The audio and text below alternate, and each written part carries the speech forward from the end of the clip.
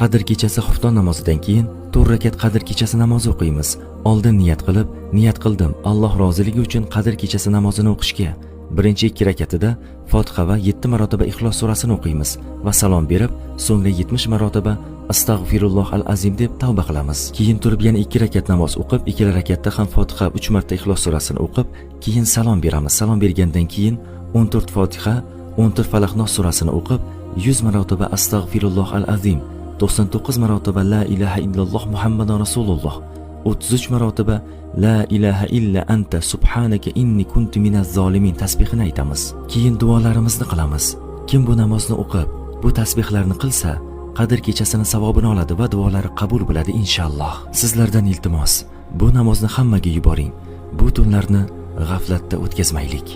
Bu ko'rib turganingiz jome masjidi uchun qurilayotgan avtoturargoh joyi. Ramazonning oxirgi kunlarida